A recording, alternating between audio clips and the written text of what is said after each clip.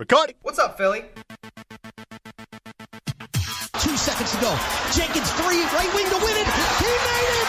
He made the three from the right wing at the buzzer. Cats win it all. Cats win it all. Cats win it all.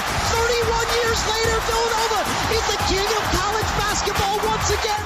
Now, Andy Robb, Ken Prell, the Philly Hockey Guys. Cash win a stall. Cash win a stall. What? We had to start it off a little bit different today. Yeah. Celebrating a championship. Come on. Yeah, and wow. That was fantastic. The most exciting 10 seconds of a basketball game I've ever seen in my life. And I got to tell you heard it here on the last episode of the Philly Hockey Guys podcast, UNC Villanova for the national championship. It happened. And like I said in the last episode, Ken, people would always make fun of me for always picking Nova to win the national title. Well, who's laughing now, baby? Well, speaking of the last episode, you also said that you would trade a Flyers playoff appearance for the Cats winning the championship. You still stand by that? You know, A first has happened. He is speechless. in 1985, when they won the championship, Villanova, the Flyers went to the Cup that year. That's that's an excellent point. So you're predicting the same here? Yes. Anyway, yes, congratulations going out to Villanova, and welcome to the Steve Washburn episode. That's number 38 of the Philly Hockey Guys podcast. I'm Andy Robb. I'm Ken Prell. You know, I was thinking about number 38, and the only other kind of star in Philadelphia that I could think of in all Philadelphia sports, Curt Schilling was number 38. Curt Schilling, who should just keep his opinions to baseball and have it just be that. Yeah, how is he still employed by ESPN? How's Stephen A. Smith still employed? Good point. Exactly. All right, let's get into some hockey talk, of course, tonight. Yeah, that's why we're here. Let's start up, not with tonight. Another awful loss to the Penguins. See, I didn't even want to revisit that game. I just want to look forward. Yeah, I'm not even going to comment on that. Exactly. And we need to touch on it for just a half a second. Okay, go ahead. Well, now that you put me on the spot, I don't know what to say. Let's go back to the last show. I told you I'm scared of Pittsburgh. The way they're playing right now, a smothering defense, they're blowing out everybody. They were down 3-0 last night, come back, win 5-3. They're a very dangerous team right now, but you aren't concerned about them. I still think that they're peaking too soon. I think it's going to fizzle out, and it's not going to last. I really don't think it's going to happen. That is not a team that will win a Stanley Cup title this year. I hope you're right. I'm sadly thinking differently right now because they have the look right now of a team that is on a mission and unstoppable. And I mean, it kills me to say that, but I mean, I don't think that loss over the weekend was that bad to the Penguins just because of the way they were playing. And again, I kind of expected it. So that's why I really didn't even want to focus on that. And let's just look forward. Yeah, I mean, really, that's all you can do. And still, the Flyers are still in the driver's seat, so to speak. They still kind of have a control over where they go. It's like you said in the last episode, they really don't have anyone to blame but themselves if they don't wind up making the playoffs. The Flyers enter a tough stretch starting tonight. They got 4 games in the next 5 days.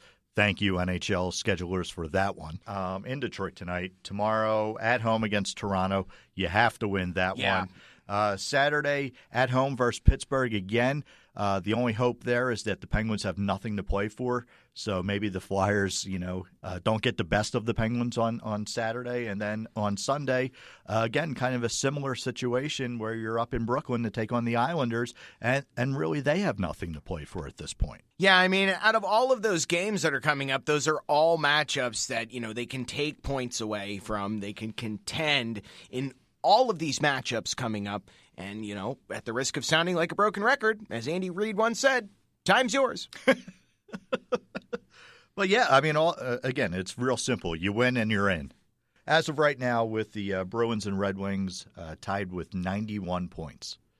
Can you believe that? The way that it's really shaping up towards the end of this NHL season as it winds down, it's like it seems like momentum is building up instead of slowing down. Yeah, and that's exactly where you want to be right now, right? Yeah, absolutely. Flyers are ahead of the Bruins with having 2 games in hand, and ahead of Detroit with having a game in hand. So it's very simple. Win and you're in. Win and you're in. That's good. Yep. Say it with me. If the glove don't fit, you must. Oh, wait, never mind. Hey, that wrapped up last night. How was that? The People versus O.J. Simpson on FX. Horribly depressing. The end of What? it was. Were you expecting him to be found guilty this time around? Yeah. I was. You're just disappointed you're not going to see John Travolta play Robert De Niro anymore. You know, actually, I kind of am. Wow. But yeah, I was, anyway. Once again, sidetracked. If they want to get in, they got to win. They got to play to stay. They have to be victors to get in quicker. Wow. That one sucked. They must lay on the stank so they can rank. All right, let's stop right there. When it comes to hockey, they better know it before they blow it. Oh, all right. Back to some stats here. Good news for the Flyers tonight. They haven't lost back-to-back regulation games in almost 2 months. They have that going for Interesting them. fact there. Yeah. That's neat. Yeah. Let's see. And they're actually, since that time, they're 16-6-4. And it looks like, of course, tonight, Steve Mason getting the nod, going to be the starter for tonight's game against the Red Wings. I really like the competitiveness between those two teams when they play each other. It's going to be another entertaining game tonight. And, of course, it's rivalry night on NBC Sports. Great. More Milbury. Awesome. See, I'm more concerned about the flashbacks to 1997. They always show that every time. I know, but I don't want to have to sit through it. Well, you know you're going to have to. Now I'm just going to turn. Watch something else. Watch Seinfeld before the game starts. How does that help me during the game? I need to follow along, see what's happening. So I'll just flip away during those flashback scenes. Yeah, watch something else. All right. As the time we're recording this podcast, it looks like Andrew McDonald is actually going to miss this one tonight. Oh, wait. Since we're quoting Andy Reid, can I start with an Andy Reid? Sure. All right. Injuries. So McDonald took that cheap shot from what's-his-name from Pittsburgh over the weekend. No penalty was called. Dipshit McStupidface. There we go. That's who hit him. So upper body injury again. As of right now, it doesn't look like he's going to be able to play tonight. But I never thought I would say we actually need Andrew McDonald. Wow, that was. He's played well since he's come up. That's weird. Yeah, that is really weird to hear that. Can it be Andrew McDonald might actually, in some ways, be living up to his contract? Well, no, let's not get crazy. But, no, he's played well since he's come up, and it's a huge blow for the Flyers if he can't go tonight. So hopefully he comes back soon because, like I said, he's added a little bit of a spark to the defensive end. Speaking of defensemen, it was made known yesterday, Travis Sanheim going to be joining the Phantoms for the rest of the season. That's awesome. And Fizlev as well. It's going to be very interesting to see how he performs with the Phantoms. Definitely interested in seeing that. Also on the prospect front, we kind of mentioned it, but not very much on the last show. Speaking of which, follow us on Twitter at Philly Hockey Guys. Subscribe on iTunes. Travis Konechny will not need surgery. Very good news. Yeah, exactly. Took the words right out of my mouth because we touched on some of the prospects on the last episode of the show. And, of course, if you missed it, check it out on iTunes and SoundCloud and all that stuff today. But not right now, because we're in the middle. You're probably in the middle of listening to this one, so don't just shop. Yeah, let us finish this one and then go back. Yeah, and listen. Common courtesy. Yeah, right? Yeah. Well, other prospect news: Flyers landed a new goalie. I was wondering when we were going to talk about this. Pretty excited, and since you got it in front of you, go ahead. Yeah, Alex Lyon, Yale product, signed to an entry-level contract. 6'1", 200 pounds. He's the 2016 finalist for the Mike Richter Award. Given to the NCAA's most outstanding goalie. And there were actually a few teams in on Lyon, and it looks like the Flyers went out. I believe some of the teams were maybe Toronto, the Devils. There was a list of about 10 teams that were in on this. I don't have that list in front of me. For the Flyers to get him to sign is a great move. Oh, it's a huge, huge thing. I would love to, just to see or have a glimpse into what that sales pitch might have been in order to land such an elite collegiate goaltender like Lyon. The sales pitch was, "Hi, I'm Ron Hextall." That's all. You know what? throw in a Canada Dry and I'll sign. Ooh, you don't have to be sweet to be good. Keep in mind, this prospect update brought to you by Canada Dry Ginger Ale, Ron Hextall's favorite. Again, you don't have to be sweet to be good with Canada Dry Ginger Ale. Listen to these stats from Lyon. 1.88 goals against average. Wow. A .931 save percentage, 50 wins, and 15 shutouts in his 3 seasons with Yale. They are all school records. Wow. I mean, that's impressive. All hail Hextall. Please clap. Absolutely. That applause is well-deserved for Ron Hextall and the Philadelphia Flyers for making such a great move with such a young piece of talent. So now you have Stolars in the minors. You have 3 goalies who were drafted last year by Hextall. Yes. Now you add Lyon into the mix. Yes. And I'm sure with all the picks they have this year, Hextall's going to go out and draft a couple more goalies. Why not? So, yeah, you can never have too many. At and all least you need one, is yeah. one to hit. Right. But it helps to have 2. Oh, absolutely. I mean, and the other thing is, too, you still have Mason and Neuwirth, who looks to be close to coming back. We got some news about Neuwirth. Actually, he went out and participated in the skate at Voorhees, and he said he felt good. Yeah, and if he can just get back in time for the first round of the playoffs, that would be fantastic. Do you worry about Mason hitting a wall here anytime soon?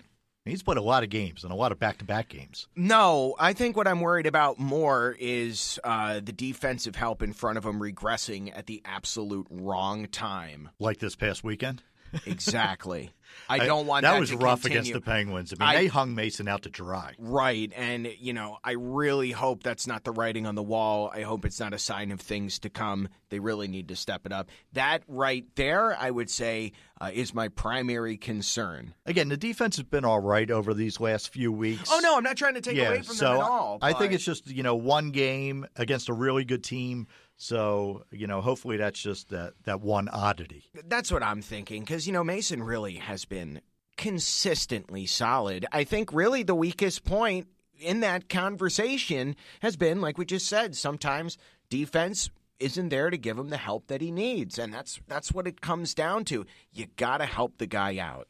That's what wins games, really. And part of me, I feel like I have a little bit of a shred of optimism thinking that, maybe that was a fluke. Maybe they will get back to normal again. I feel confident in that they can do that. It's just like them wanting to make the playoffs. It's completely in their hands. Oh, I absolutely agree. And like you said a little bit earlier, I mean, they're playing a really good Penguins team, the hottest team in the NHL. So I think that had a lot to do with their performance over the weekend. But enough about that. Let's get into tonight. For tonight's game, the Wednesday night rivalry game, the night you love to hate. Hold on. What? Is this Batman from... You need dramatic music. This is Batman, isn't Yes. it? From... I saw it over the weekend. Well, you did. Loved it. Awesome. Yeah. Right So on. I thought all the critics were way off on this one. That was very dramatic. It was. All right, so what do you got for us on tonight's game? Well, it's pretty interesting. Actually, we also first noticed this on Reddit Flyers. Of course, shout out to our favorite place to hide from the rest of the world on the internet. If the Flyers win tonight in regulation, they will have a 97% chance of making the playoffs tonight. So basically, you win tonight, you're in. More or less. But it needs to be done. In regulation. Right. Now, what about if this game ends up in overtime? If this game winds up in overtime and the Flyers still wind up getting the win, of course they get that point out of it, but they go to a 95 and it looks like 0.3% chance. So it's still not too bad. All right. I have to bring it up. The unthinkable. You have They to play, lose tonight. Yeah. Do you mean you have to play devil's advocate? No, Al Pacino's back. Get out of here, Al. We're not ready for you yet. Remember when he changed his name to Dunkachino? What movie was that in? Jack and Jill. Oh, the worst movie of all that time. Adam Sandler bomb. But that was the best part about it. That was. I forgot about that. Okay, if Detroit wins in regulation, the Flyers will then fall to a 64% chance. Still not awful. Not terrible, but that would make Detroit rise to an 88.3% chance. So it is kind of bad. Okay, all right. So we get to overtime, and we just get the 1 point instead of 2 points. And What happens then? If Detroit wins in overtime, it's still pretty good for us because right now we're at just below an 82% chance. But if Detroit winds up winning in overtime, that takes us to an 83% chance. But on the other hand, Detroit will go up to an 84.6% chance, so they'll still be above us. All right, so what you're saying is we need to win tonight. Yes. Okay. The points matter. I mean, it's win now, do or die. You got to keep rocking if you want to get locked in. Hey, another little piece of good news here is the Flyers' record on rivalry nights. Wednesday night rivalry, the night you love to hate. 6-0, yeah. Very impressive statistic. So they just got to make it 7. That's one of their magic numbers right now. Make it 7, they'll be in heaven. That's pretty good. Yeah, there you go. Yeah. Make it 7. Our voice guy is named Kevin. Which is actually true. It is. I wasn't just making that up for the sake of rhyming. All right, prediction time. Prediction time tonight for this Wednesday night rivalry game. The night you love to hate on NBC Sports. Oh, man. I'm going to say it's going to be a close one. Flyers will win in regulation. Okay, that's good. 4-3. 4-3. 4-3. Wow. Gostisbehere is going to score tonight. He's due. Yes.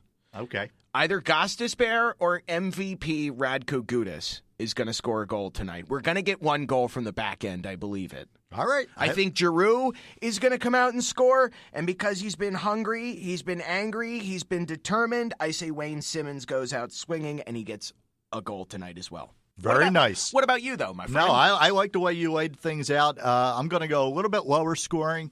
I think this is a very tight defensive game. Nobody wants to make a mistake. I think you're looking at a 2-1 Flyers win. So is that now that's in regulation? Yes, regulation. Okay. Yes. Well, hopefully we're somewhat right with this. Boy, I really hope so. Absolutely. It's an exciting time. Hey, it could be worse. We could be out of it. We could be a Canadian team. That's true. We could be one of 6 of those teams. That's a shame. Too bad. Sorry, Charlie. All right. Yeah, we'll go ahead and wrap this one up. Time was a bit of a factor this week. We're a little busy, but we'll have more coming very soon. And our Reddit Flyers contest, that might still be happening very soon. All right, can't wait. Hopefully I'll win that one. You're not going to. Damn it. All right, for Andy Robb, I'm Ken Prell. We are the Philly Hockey Guys. Let's go Flyers tonight. Let's get those 2 points.